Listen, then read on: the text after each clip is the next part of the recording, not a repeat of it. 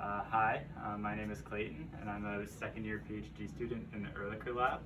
And so the name of our lab is the Bioactive Materials Laboratory. And what largely we're interested in is looking at the effects of looking at the cell as a material, as well as the active mechanics that occur in biology. So in my work, I study prostate cancer, and I'm looking at how prostate cancer changes as a function of metastasis, namely in how their mechanics change. So we tend to know that cells exert higher forces as they become more aggressive, as well as they change, how stiff and how soft they are. And so using a number of tools and techniques in our lab, we're able to better understand what's going on with prostate cancer mechanics. So this is our general lab. And so in here, more or less what we do is we prepare certain materials for our experiments. So in order to, for example, one common technique that we use is traction force microscopy. And what that allows us is to see how are the cells, how much force is the cell exerting on its environment. So in order to be able to do that, we need to be able to create these soft substrates such that if we take a soft substrate that the cell is able to deform, and we place markers on that substrate, then we can see how much the cell is essentially deforming that, from which we can reconstruct the forces that the cells are exerting on that substrate. And so this lab is more or less where we prep the materials, so we can do a number of different substrate fabrication steps and whatnot. So if you'll follow me, we can go to our microscopy room. And so this is where we actually tend to image our cells. So one of our most useful instruments is a confocal microscope. And what is neat about the confocal microscope compared to others is that we're able to get... think anything will show up? It might, but we have an image on here. So as I mentioned in the previous lab, we prepare substrates, and so on the computer here you can see a cell crawling on top of our surface. And so if we were to then remove the cell, we would be able to see how all the beads snap back into place to see, essentially how this surface behaves like a spring. And so with this instrument, we're able to do a number of things beyond traction force microscopy. We're able to also, look to see how much is the nucleus of the cell is being compressed, and we're able to also, do a number of other manipulations to see how we can affect, the mechanics of the cell. Another piece of equipment that I use in my research down here, it's kind of different. It's not much to look at outright.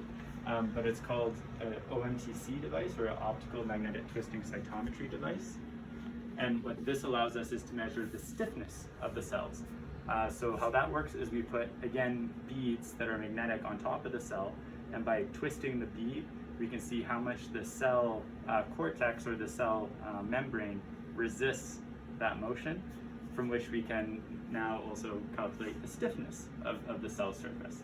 And in my work, for example, this is relevant because we know that metastatic or cancer cells tend to become softer as they progress.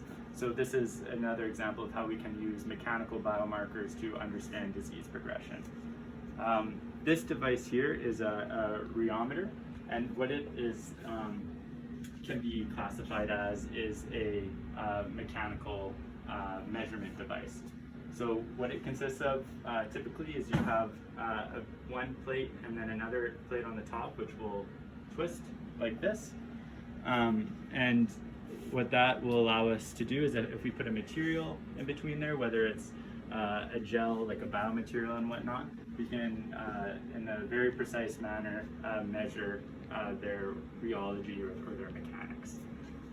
Another interesting instrument that we have here, this is another microscope. It's just another inverted light microscope, but we have this device on the back that's called the Primo.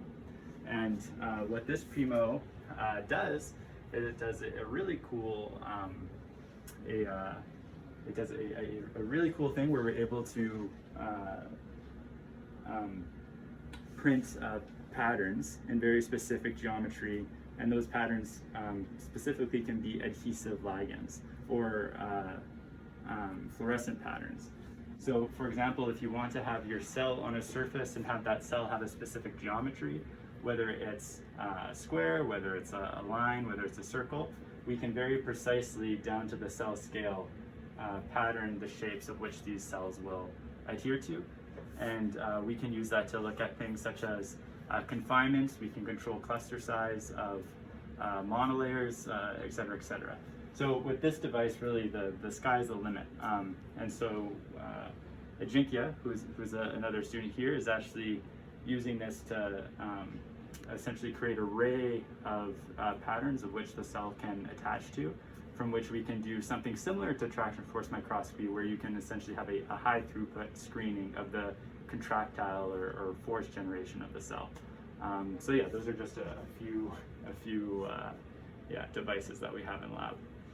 So what is some of the end products? So for example, for my work, I'm looking to understand prostate cancer, right? And so the idea is that across all types of cancer, not only prostate cancer, there's been trends that have been that are known that regardless of the genetic cause, the mutational cause, the biochemical cause of cancer, across all cancers, the functional endpoint is that the cell must be able to migrate from the primary tumor to a secondary tumor in metastasis, and that's the most fatal cause of cancer-related deaths. It's about 90%. So if across all these specific types of cancer, there is a single general cause and the mechanical ability of the cell to migrate, then rather than trying to understand the very specific genetic, et cetera, is that if we can understand the mechanical means by which the cells transform to a more aggressive state, then perhaps we can find a mechanical related therapy. And so this new field, mechanobiology, is relatively new in that we're trying to understand the role of mechanics in disease. And if we can elucidate that and better understand that, then that opens the door for new understandings, new possible treatment ideas. Yeah. A PhD student in Alan's lab, so I'm a fourth year PhD, and I'm working on how cells do physical work, like we do to stay fit. Cells do a lot of physical work to stay fit, and I measure that work using different techniques. I've developed my own technique using micro patterning and other tools. Here what I'm showing you is, you can see the square pattern. So this is basically fibronectin protein, which is fluorescent, and that fibronectin is on silicon, which is like a rubber.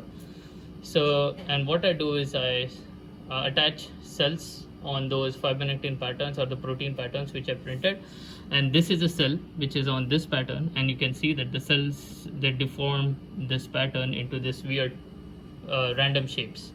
So now this deformation is because cell is actually pulling on the rubber of the silicon, and that's why you see this change in the shape of the pattern.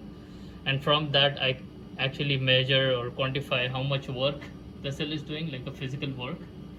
And yeah, and so this is actually what I do, is see how this physical work, then I see how this physical work relates to different protein concentrations in the cells. And I specifically work with stem cells, so I want to study how the stem cells differentiate into their cell types and how their physical work changes as a function of differentiation. So that's specifically my project. So my name is Love. I'm a fourth year PhD student in Professor Alan Aligar's lab. So what I'm working on is a little different from the others, is mainly focused on the mechanics of the nucleus. So as we know that nucleus is one of the major components of the cell, housing the DNA and everything. So what I do is study the factors which might contribute to the mechanics of the nucleus. Like for example, there is a protein which is known as lamin, which mainly forms the scaffold of the nucleus. So what I see that overexpressing lamin increases the stiffness of the nucleus. So that's point number one. Number two is the DNA itself, which is present inside the DNA. It also contributes to a different mechanical regime of the nucleus. So my third idea will be that, okay, then what? If these factors are contributing to the mechanics of the nucleus, then what I thought is, if there is, say, mutation in the inherent wild-type lamin, then what? We know there are different diseases like progeria, where there is mutation in the wild-type lamin. So what I am doing is studying the mechanics of progeria as well, and how this altered mechanics might contribute to different pathologies. Like, for example, in progeria, we know that there is accelerated aging. Like a 12-year-old child will look like a 90-year-old man.